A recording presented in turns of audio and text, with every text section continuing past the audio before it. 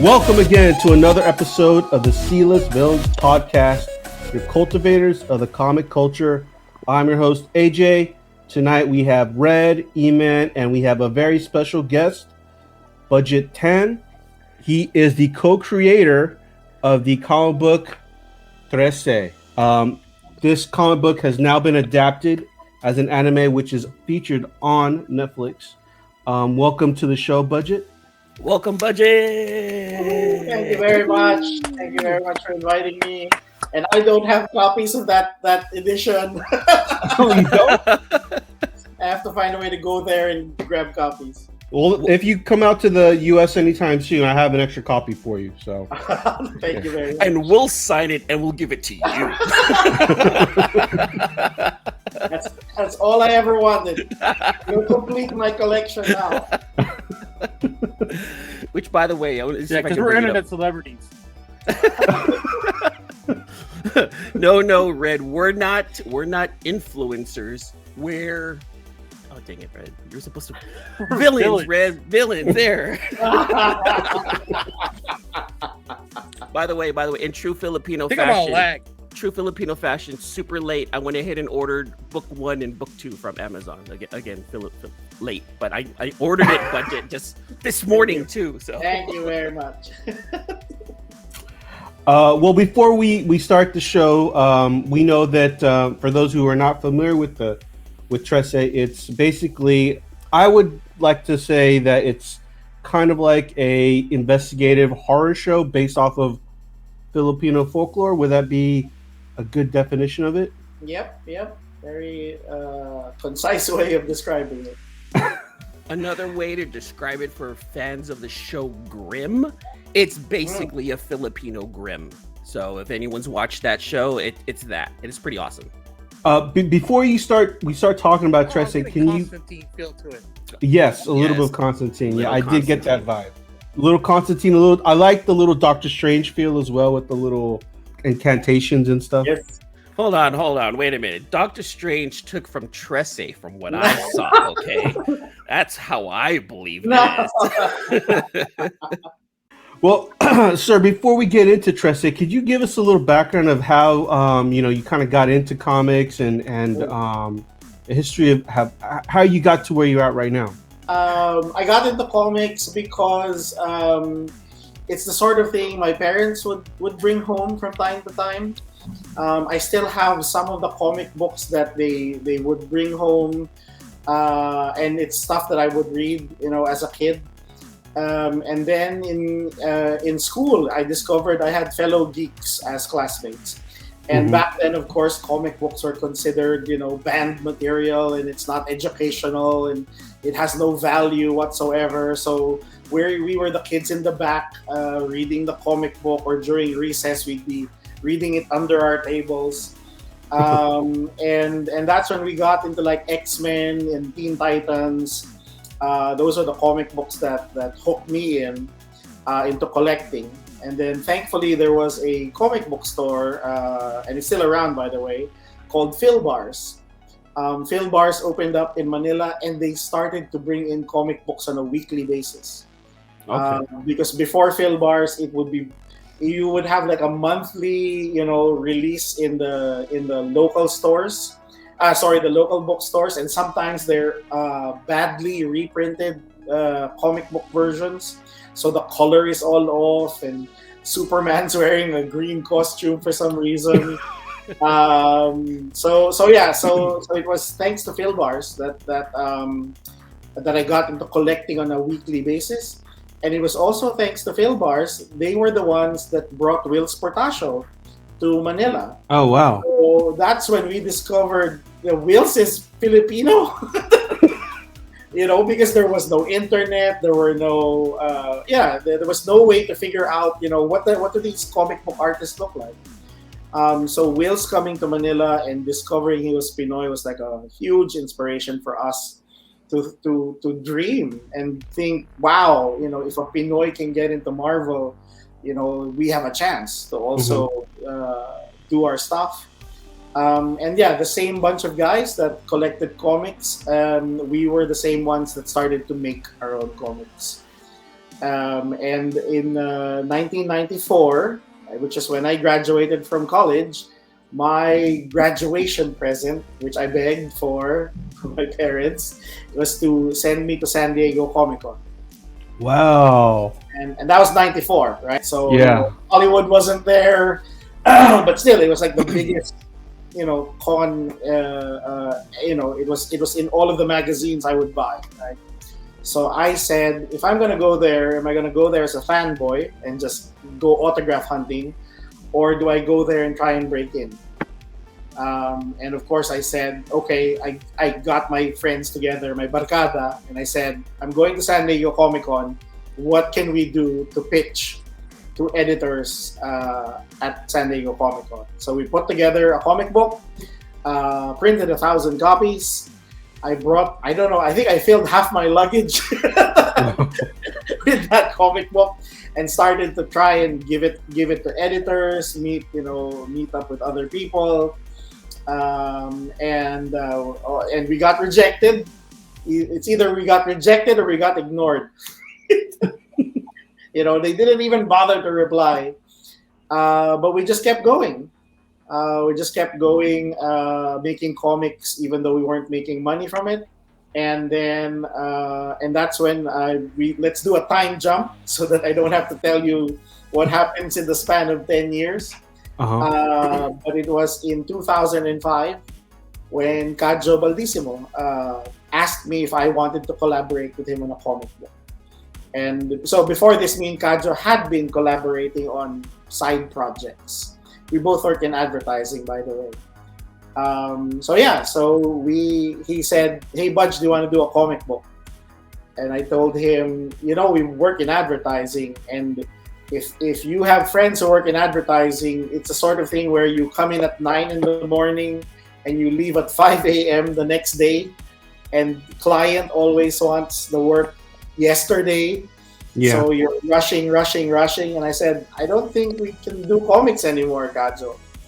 But it was Kadjo who said, if you can give me a 20-page story, I will finish it in 20 days.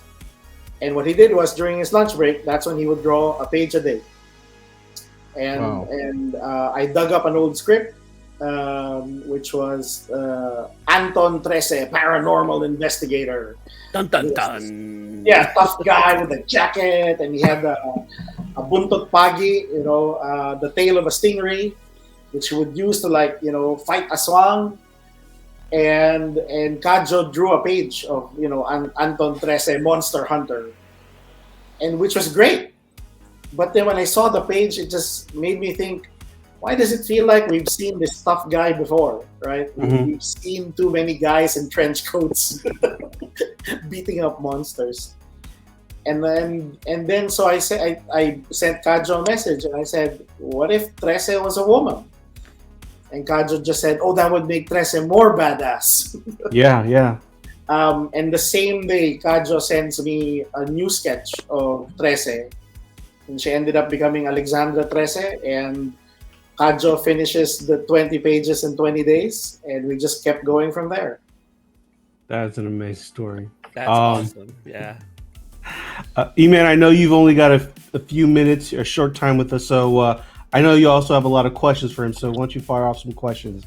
There's quite a few questions that I wanted to ask about you and Trese. First and foremost, are we going to get any more Trese comic books here in the U.S.? I know you have a contract. No, I shouldn't say a contract, but you have a relationship with the Blaze Comics. Are we going to see some more of Alexandra? Yes, absolutely. Book 3 is coming out December. And we're already preparing book 4, 5, and 6 for next year. Nice. Now, can you tell us a little bit about what season 2 of Trese on Netflix could be about? We are still waiting, of course, for official word from Netflix. Unfortunately, we're not in the level of Squid Game, which has just completely blown away everyone around the world, right? What's the Squid Game? No one pays attention. We're talking about Trese. But yeah, you can only wish that you're the type of show that just automatically gets, yes, you get season 2 and you get season 3. Yeah. I mean, we did pretty well, I think, in the Philippines. At least looking at it from our own dashboards. Trese was number 1 in the Philippines for like 3-4 weeks. And it did get into like the top 10 shows in like 17 territories according to other sources. Mm-hmm. But if they were to do a season 2 for Netflix, if you read books 1, 2, and 3, you will see that's where they got a lot of season 1 from. All right. So most probably then the prime suspects for a season 2. For a possible season 2 would be books 4, 5, and 6. Okay. Now I want to know this is I want to know how you felt. So it was a long journey for Trese from 2005 to 2021 when we first saw her on Netflix as an animated character. Can you tell us how you felt the moment that you saw your character drawn up next to the Netflix sign? The day they officially announced it was coincidentally my birthday, so it was probably the best birthday present I could get that day, and because I am in Denmark, I'm based in Denmark, and it was announced in a Singapore event. By the time I woke up, that side of the world, and my friends were like flooding my feed of like, congratulations, oh my god, is this real?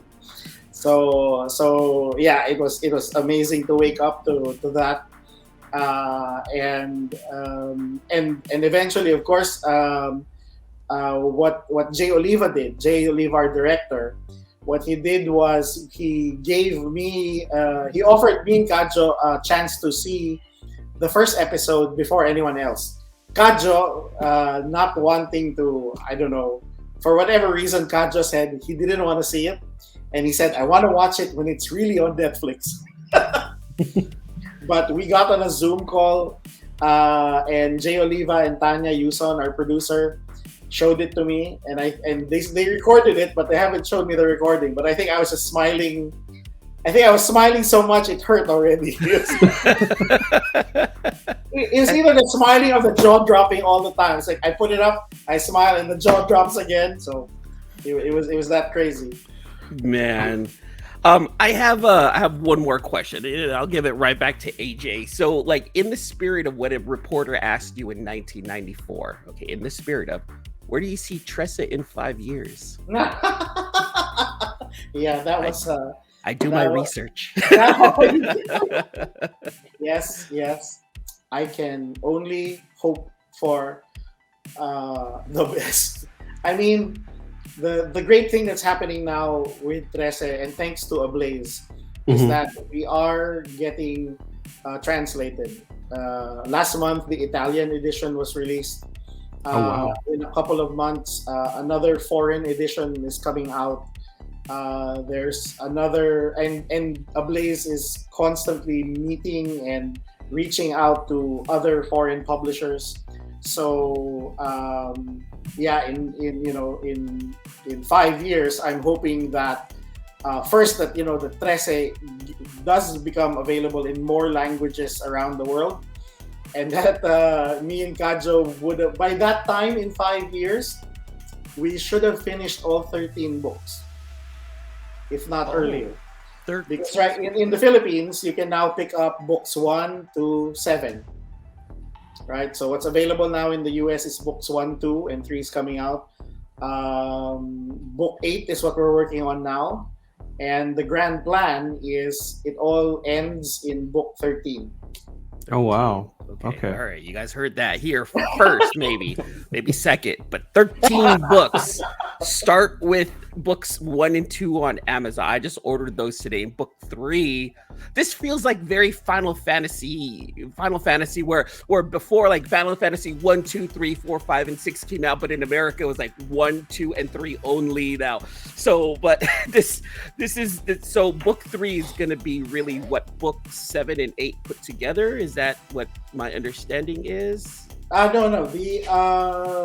I mean, even where it's the same content. It's the same content that's coming out in the Philippine edition. A Blaze edition is almost exactly like the Philippine edition, except what we did for A Blaze is that after each story, there is a journal entry from Trese's grandfather. And that's our way of explaining to a new audience what is an aswang, what is a tikbalang, what is a manananggal. So, instead of an encyclopedic entry, it's supposedly Trese's grandfather talking about the first time he met these supernatural creatures. So we added those pages, again, keeping in mind that it will be read by not Pinoys, who didn't grow up with all of these creatures and stories.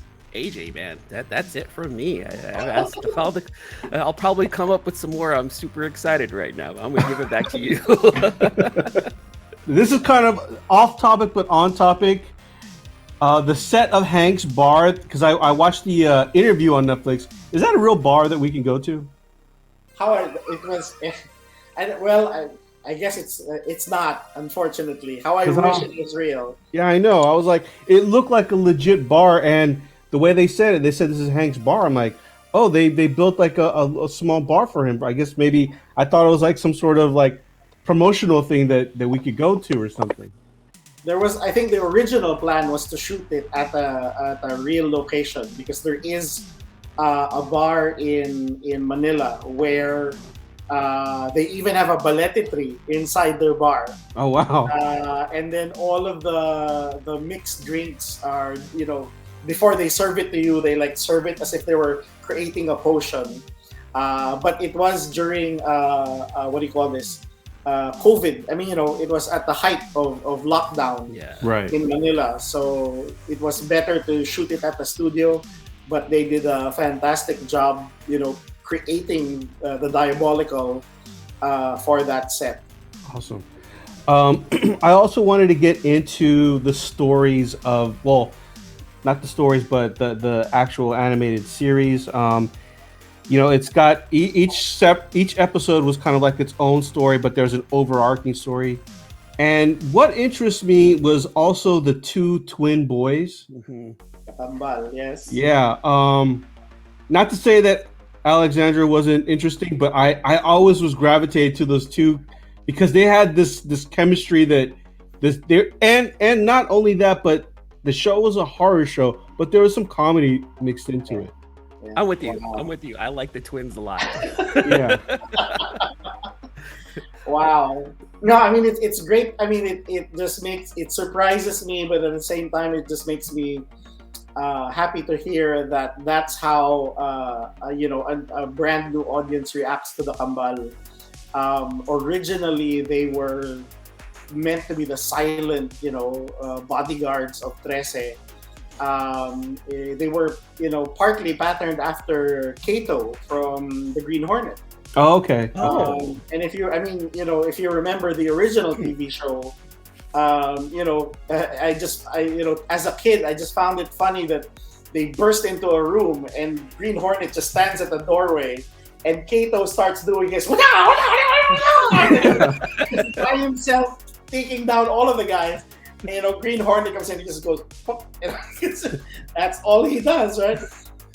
So I wanted that same feeling, and yeah, just to make it different. Batman always has Robin, Green Arrow has Speedy, so I thought Trese should have 2 cool bodyguards, right? Yeah. So originally they were the silent, one-liner kind of guys, but as I wrote the stories, it's true. Other authors would say like the characters start talking to you, and that's exactly what happened.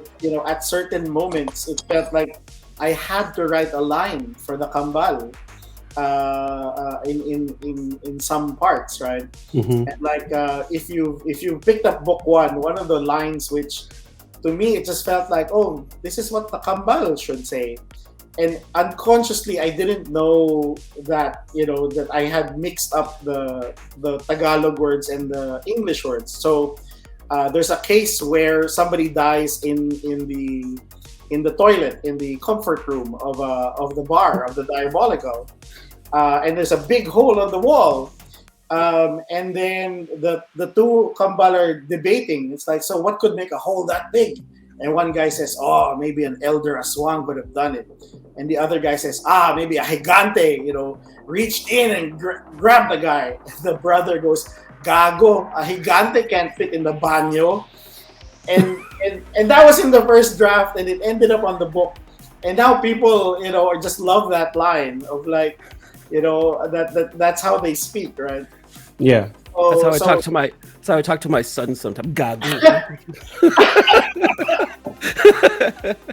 But I mean, again, it's great to and last thing is that a couple of years ago I ran a survey, a poll in the Trese Facebook page of like, who's your favorite character, and more people like the kambal than Alexandra. I really enjoy her. Yeah, Alexandra is awesome. In fact, I'm looking Shay Mitchell, who voiced Alexandra. I thought she did a great job because Shay seems like a very upbeat, very personable young lady. However, Trese, she's very stoic, very chill, and she had her tone. I thought perfect. At first, I was like, "Why is she talking like that?" And then I realized, "Oh, that's her character. She's very stoic." And I thought Shay did a great job doing that. And then Liza Sobrano, she mentioned something about Trese that I want to ask you too. And that is, in Filipino TV shows and movies, right? There's always that one mysterious or that one evil twin that shows up. Does Trese, are we going to see an evil twin of Trese in the future? Well, the sister was made into a knife, right? Yeah, that's right. I mean, the interesting thing is that the fans have started to make their own theories, because yes, the spirit of her twin sister is essentially the blade, right? Mhm. Which makes it something so pure, makes it so powerful and deadly to anything evil. And we have come out with one of the books that has only come out in Manila is called Trese Light. And it is a bunch of postcards. So you buy it as a book, but in the format it looks like a postcard. And it's Kadjo's collection of artwork where it shows Trese and the rest of the cast. It's in between missions. It's like, what do they do when they're not fighting Aswang or they're not solving a case? And there's one page there where Trese is standing in front of a mirror, but her reflection shows another Trese wearing all white. So the fans have already started to speculate that it's Sinag, the sister. Mhm. So will we ever see Sinag in the flesh? We'll find. You'll have to wait till book 13. So to Liza Sobrano, because I know she's a big fan of this show, I think we just got confirmation of something here. So we got to watch out for book 13. Speaking of the sister, there was also a flashback on the show because Alex is the sixth of the six. I always forget how to say it. Child. Yeah. And there was a flashback where there were other children. So she has other siblings then, and where are they? Yep. That's what you call getting edited out because of time. Oh, okay. They actually get introduced in book 3. Oh, okay. So I think it would. I mean, we introduce them, but you don't see them in action. Book 3 is essentially the last 2 episodes of Trese, the Trese anime, right? So it's the big battle at the Balete tree, and it's the family defending the tree while Trese is inside the tree. Mhm. So she has a sneak preview. She has 4. So there are 6 of them, right? So of course, Right. Trese is the 6th, and Sinag is the 5th, who is now the Blade. The 4 brothers, the Kuya, the eldest brother, is called Verdugo, the Executioner. So he's the one that became the monster hunter. You know, in effect, he's like our Hellboy, right? If there's any big, huge monster that needs to be killed, it's Verdugo that attacks. The second brother is the Professor. So he's our Indiana Jones scholar, archaeologist, guy in the chair type of character, right? So he knows all of the magical books that the Treses have collected. Mhm. The third brother is the Priest. So he deals with demons and exorcisms and you know, demonic entities in Manila. And the last brother is the Thief. So he's like our gentleman thief, like Lupin, but he goes around the world stealing magical items. So those are the 4 brothers, and you'll get to see more of them in the future Trese books. They were born before Alexandra, so meaning Yes. that the father was previously married or had a relationship, though. No, it's all from the same mom. All from the same mom. Yes, Oh, yes. yeah, like, Yep. So if anyone tries to court Alexandra, they'd have to go through the 4 brothers. Oh snap! And the Kambal. The 4 brothers, the Kambal and Hank. So yeah. Oh jeez, yeah, Not no. that Alexandra needs, you know, any sort of protection, but the brothers will get in the way. But Alexandra needs love too. She needs to be held. She looks like the kind of human that just needs a hug once in a while, you know. Well, hey, you guys, I gotta get going. I gotta go be with my daughter for the weekend. Budjette, thank you so much. I appreciate you being on the show, and I'm glad you answered my Instagram messages. I really am. Oh man, and then I'll see the rest of you guys later. You guys have a good one, all right? All right, man. See you. Thank you. Thanks again.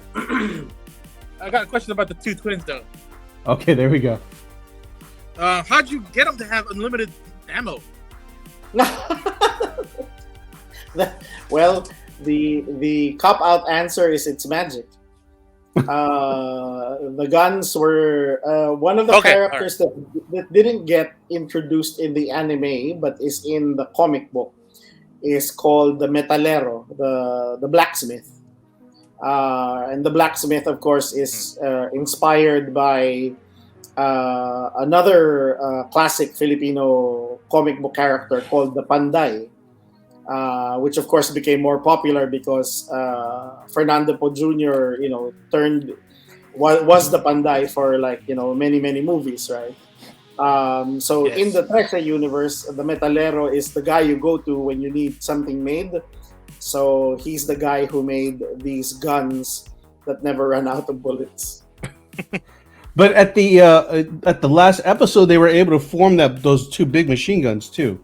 That's what do you call this? That's a new power, I guess, that Jay Oliva and the team introduced. Oh, okay. Because again, if you look at the comic book, you never see where the guns come out, and actually in the comic book, you never see them put on their masks. I guess that's the advantage of the comic book. So from one page, they don't have masks. By the time you turn to the next page, they're wearing the masks, right? So every time they go into battle, they're wearing masks. But in the comic book, there is a scene where they throw away their guns and then suddenly they pull out machine guns. So again, in the comic book, we don't need to explain that. But Jay and the team came up with this, this thought that, since that they are the children of war, then they can essentially pull weapons out of thin air when needed. Awesome. So is Vor like a low-level demon? And are we going to see a more powerful bad guy at the end of the series? So far, I mean, in the comic book, so far, the Talagbosao is the most powerful enemy they've dealt with. Next to, of course, they do deal with a new Bagyon in the comic book. But then in the comic book, I do introduce a human antagonist to Trese. So, I guess I just wanted her to have her own Lex Luthor type opponent, right? So even though because she will forever be dealing with magical beings more powerful than her. But I thought that, I guess true to form of Trese, sometimes the worst monsters are, your fellow human beings. Yeah, very true. And then I think I caught a logo there, which was similar to what the ABS CBN channel. Yes, yeah. I was saw that too. What are you guys trying to skirt that trademark just in case, if you're being syndicated in local TV, that at least you didn't have to pay for that logo, right? Yeah. I mean, I think all of the landmarks in Trese, or most of them, we tweaked it a bit so that what we're talking about, but we're not using their name directly, right? But I don't know if you guys saw, but when Netflix was marketing the show in Manila, they were able to convince ABS-CBN to change their logo for one night. Oh, nice. Wow. So That's pretty cool. On the night we launched Trese, if you pass by the TV station, you'd see ABC ZNN. And then they lit all the windows. They have there are several buildings in that TV station, but there's one big building that's facing the street, and they lit all the windows so it spelled out Trese. Wow, that's awesome. So there is a future possibility of streaming or them syndicating this show on their channels. I hope so. I mean, it would be great if that would be a great way for for Pinoys who are not on Netflix to get to watch it. And yes, of course, Liza Soberano is a star of ABS-CBN. So we'll see. I don't know. I've never seen it done, but it would be fantastic if ABS-CBN does air Trese on local airwaves. No, let's hope that happens. As far as gaining the popularity from Netflix, and then all of a sudden you're all over our national TV, because Filipino creators deserve that kind of praise. I just wanted to ask you, and it's weird because Red and I, we both were born in the Philippines. I came at a very young age, but for some reason, the one tale that I've always heard is the White Lady. Lady in White. The Lady in Lady in White. Yeah. Same thing, somewhat, but yeah. No, it's not. It's kind of weird because there's even in San Francisco, there was a similar story to a lady in white, and it's one of those really weird tales that you hear about, and can you explain to me the folklore in a lot of the horror elements in the Philippines and the superstitions that came about? Yeah, it's just like you guys. It's the stories I heard from family, from relatives. Every time it's after dinner and you start talking about ghost stories, or if you guys remember or you heard stories about it, there was a time when we used to get in Manila a lot of power failures. It would happen every night because of a power crisis, right? So every time you're in the dark and you're just holding flashlights or you just lit a candle in the room, then it becomes the best time to talk about ghost stories. So the White Lady of Budjette Drive is just one of those things that we heard so often. Because all along, in my childhood, it was always about, if you're driving down Budjette Drive, you will see this lady in white. She will, hail a cab or ask a car to stop. If you stop, she gets in and she'll say, "Can you just take me down the road?" And when the taxi driver reaches that house, And she says, "Oh, this is my house on the left, right?" Taxi driver stops, and when he looks to the back, the lady's gone, supposedly. Or that the other story is that as you're driving down the road and you see a lady in white trying to stop you, of course, if you're not the taxi driver, you won't stop for her. But as you drive past her and you look at the rear view mirror, she's suddenly sitting at the back seat. So it's variations of the same story, and she's somehow stuck in that place, right? She's, the stories are always about, so the story, as the story goes, the house where the taxi driver stops, taxi driver, of course, goes, "Where's my passenger? She needs to pay for this taxi fare." So he rings the doorbell of the house where they stop. And someone will come out and he'll say, "Oh, I had a passenger. She said she lived here and she didn't pay." And then the person at the house would say, "Oh, but the person you're describing died years ago." So it's variations of that story. And for me, writing the Trese story was like, I want a definitive answer. Where did she come from and why doesn't she want to leave that place? And that's what we did for. But it was essentially like compiling all of those different stories through the years and trying to make up our own version of it. Yeah. I just got goosebumps you telling me that story. So just I keep repeating that story to him when we were younger, and it would always freak him out every time he drives back home from my place. You retelling that gave me goosebumps, but also I know how he feels, and he's getting out, so he's looking around his place right now. Lady in white is not in his house. You have no idea. The drive, like in high school, I would always go to his house on the weekends. We would hang out. The drive from his house to my house was just one long road, like 2 or 3 miles, all country road. Oh man, it would be very scary driving at night if your thoughts are to yourself. Yep. Yeah, so I would have to follow him home most of the time. There were times, yes, I'm not gonna lie. I would ask him, "Can you follow me home?" So I would make him drive to my house, and then he would have to drive back. Or you're driving and you're trying so hard to not look at the rear view mirror. Yes. I just need to get home. Exactly.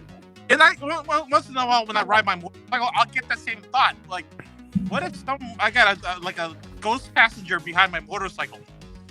Like, how would I react to that? Suddenly hugging you. Exactly, hugging me.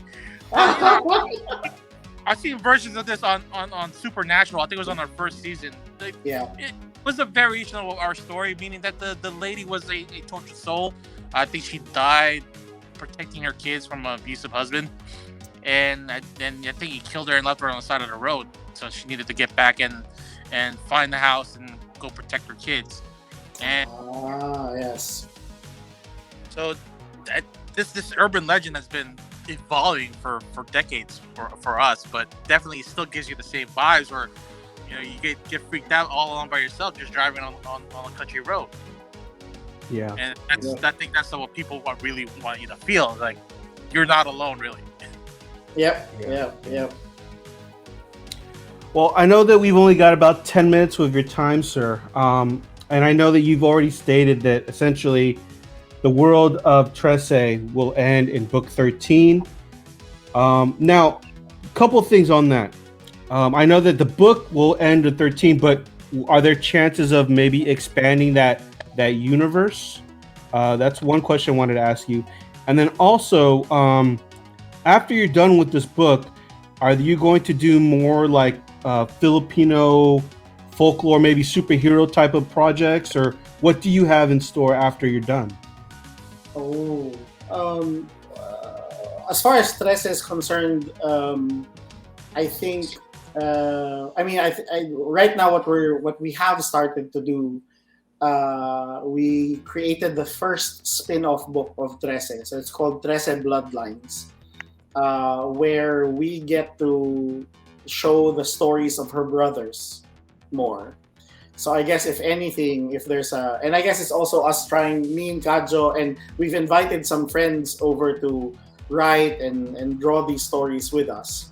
Okay. So I guess this is us trying to figure out, how far can we, tell stories within what the world that we've created. But yes, as far as Alexandra's story arc is concerned, that's what the main Trese book is all about. There is even in the comic book, excuse me, even in the comic book, what happens to her in the Budjette tree has not been fully revealed. So you get, as you read the other books, you will hear her talk about a trial that she went through. She'll talk about a creature that she met while she was up in the tree. But we haven't shown everything. So if ever, that would be another story arc that I'd love to do with Gajo. It's like what were the trials she had to go through while she was up in the tree. Right. I mean, yeah, because she was gone 5 years, so. Yeah, and that was really reminiscent of Luke Skywalker going into that same kind of part of the swamp and then he would find Darth Vader, and then he would fight him. So I would think people would like to see what really happened there, other than just a montage of the event. Yeah, that's usually the case, right? Time for a musical montage, training montage. But yeah, I mean, so that's the other thing that those would be like two things we'd love to keep exploring. As to other stories, I guess we haven't thought about. I mean, me and Kadra are like focusing on Trese for now. I did create another title with a bunch of other friends. So there's a book called The Demon Dungeon, which I co-created with JB Tapia and with Bo Guerrero. And that talks about, so it's still set in Manila, but in this case, it reveals why did the Spanish come to the Philippines. So we secretly revealed that the reason they came to the Philippines wasn't just to colonize it and take our resources and things like that. Turns out during the Crusades, the Spaniards caught demons while they were fighting the Crusades, and they needed to find a place to imprison the demons. So that's the reason why there are all these churches in the Philippines, because in some churches, which I won't tell you which church, underneath that church is a dungeon where they imprison the demons. So of course the other demons of hell are trying to break into that one church, and now there's a family that has kept this secret, and they are essentially knights protecting the demon dungeon. Oh, okay, wow. So we released one book, and we haven't had a chance to go back to telling the rest of that story. So that would be I would love to go back and continue the story of those knights. Awesome. And there's a scene in the show where she takes an eyeball and dumps it in water, and then takes out water and puts it on the rag, right? Yes. And then you get the face of the person that's connected to that eyeball, correct? Or yes. I remember back when I was 4 years old living there that I don't know what the lady is called, but she did something similar to that, but with a bucket of water and candle wax. Yes. And this is when my mother got robbed by some kind of a just pickpocket. So she wanted to know who this person was, and then revealed this person in candle wax, and also used some voodoo and stuck some needles into this candle wax in order to punish him. So are you somehow incorporating that into the story later, or? Yep. The ritual you just described is called pagtatawas. So tawas it's a white substance that they sometimes use to do that ritual, but at the same time, you're right. You can also get a white candle. You light it up, and then you let the wax fall into a bucket of water or like a basin of water. And the one who does the ritual is supposedly speaking in Latin. She's supposed to be making a prayer to exactly do that. Reveal to me who is who else would you want to reveal, right? And yeah, supposedly the candle wax would suddenly take the shape of a face or something else. So that was, and they did that to our house when I was a kid. They did the same thing to our house because weird stuff was happening in the house. And when they did that ritual, they realized there was duende. There were dwarves living in the garden, and they were the cause of the weird stuff. So anyway, so I knew about that ritual, and I wanted Trese to, again, she's a detective, but the rule of thumb for Trese is she always uses a magic spell to do the detection part, right? So it's not like CSI where they get evidence, they bring it to the lab, and they run it through tests while techno music is playing in the background. And suddenly the computer spits out, he did it, right? That's what CSI usually does. So Trese, I needed her to find a way to, find the suspect. But I wanted her to take it a notch up. And again, as Kajo said, how can she be more badass? So yes, plucking out one's eyeball seemed like the right thing to do. Now that I'm thinking about this, your Trese, it's all about the paranormal and Filipino folklore.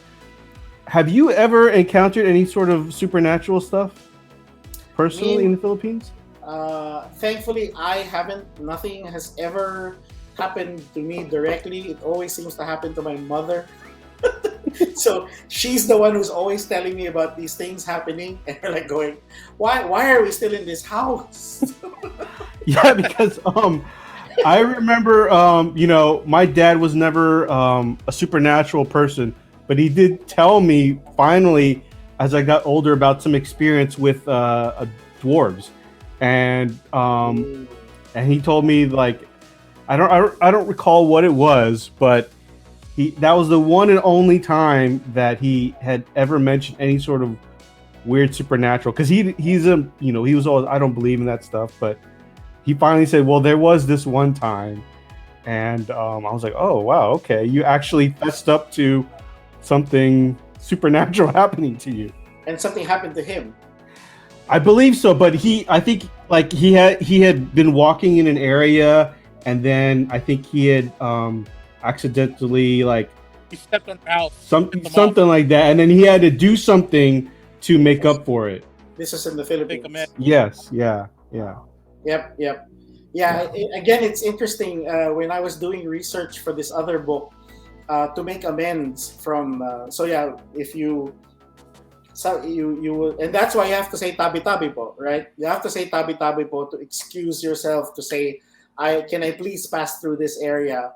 Because you have to announce yourself to make the duende or whatever creature step away.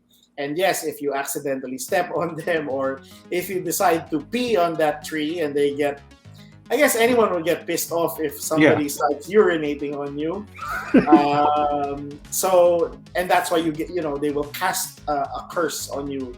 And supposedly that's always the excuse of the old folks of, like, oh, why do you suddenly have a fever? Maybe you offended a duende, and then you are supposed to bring food. So again, that's where the whole choknat thing came from. Depending on the province or the story, it's either you bring rice or fish or sweets. So it varies from province to province, from place to place. But I just thought, I love choknat, and I just thought that's something. It's easy to carry. It doesn't melt in a tropical country. You can put it in your pocket and it won't melt. And so it's an easy thing to bring and use it to bribe duende and encanto and multo. Yeah. Okay. There's also another one where when you have the coconut rum, what's called lambanog. Yeah, and then you would have to pour a shot for the duende and say para sa demonyo. Is that right? Yes. Like, you offer the shot before you take your shot. Yep. You're supposed to pour it into the shot glass. I'd like. I don't know if you throw it over your shoulder or you just yes. pour it down on the ground, on the soil. Oh wow.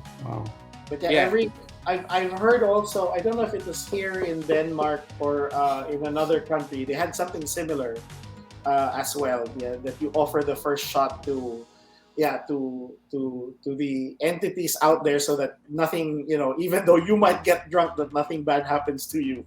Yeah. So get them drunk first, right? Yeah.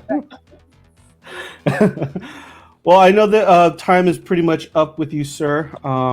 Before we let you go, are you going to be in any conventions? Maybe not this year, but next year.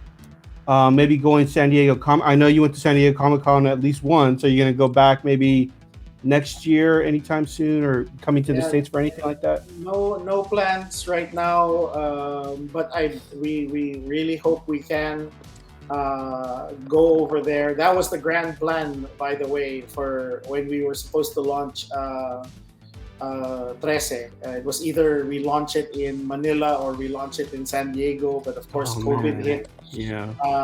But yeah, so far no plans. So I'm thankful to get invitations from guys like you and other Pinoys and other comic book geeks who want to talk about Trese. But definitely, if we are flying there, I will tell you guys, so I can get my autographed copy of Trese.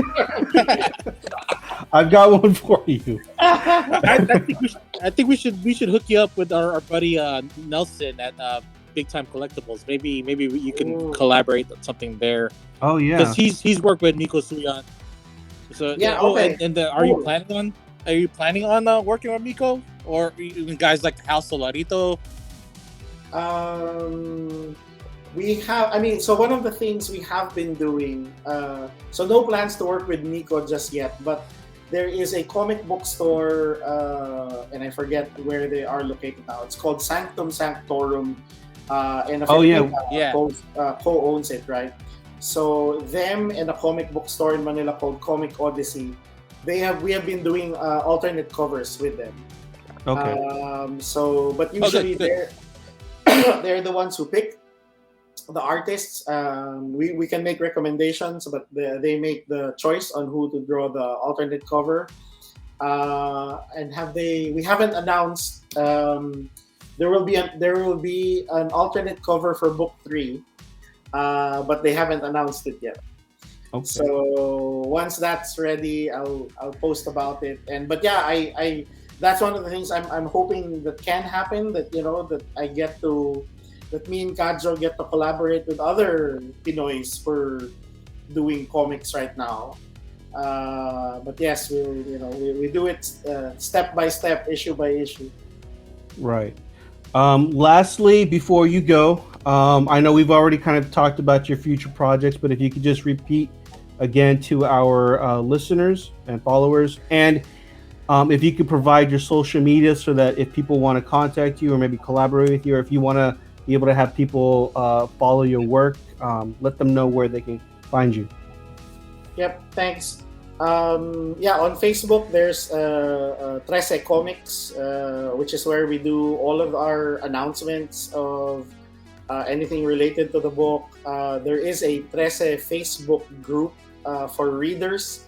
So if you want to talk about fan theories and post memes, that's the place to go.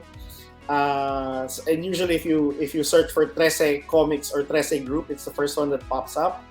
I'm on Instagram, which is where you guys found me, where it's instagram.com/budget. And also that's where I'm posting news about Trese. Please do follow Kadjo on Instagram as well, which is instagram.com/Kadjo Baldissimo. Kadjo is part of a group called Next Comic Art, which is a group of Filipino comic book artists.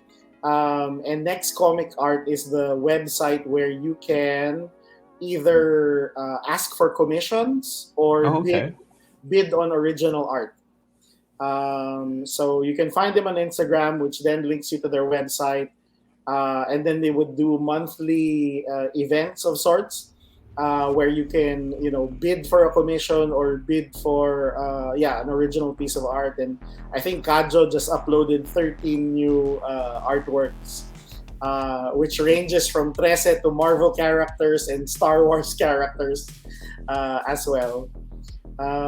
So there, and yeah, please do ask your local comic book store to order Trese. Book 3 is coming out. I hope they reorder 1 and 2.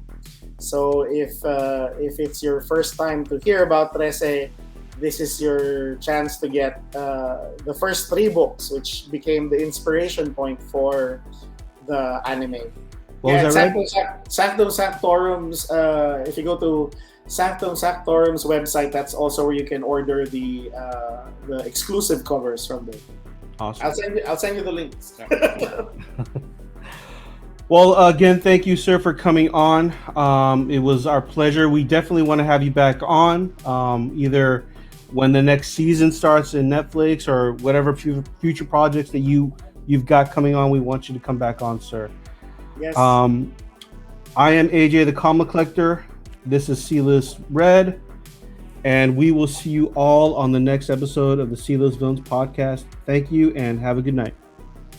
Thank you. Thanks again for listening to another episode of the C-List Villains podcast, your cultivators of the comic culture. Make sure you follow us on Facebook and email us at clistvillains@gmail.com. You can also leave us a voicemail or text us at 209-975-7597. Be sure to join Luke Week's Facebook group, Rare Keys and First Appearance Comics. And you can follow us on our 2 Instagram accounts, C-List Villains and C-List Villains Podcast. Lastly, follow the villains on their separate IG accounts, at Luke Weeks, at C-List Villainous Red, at C-List Eman, and I am at AJ the Comic Collector. Thanks for listening, and we'll see you all next episode.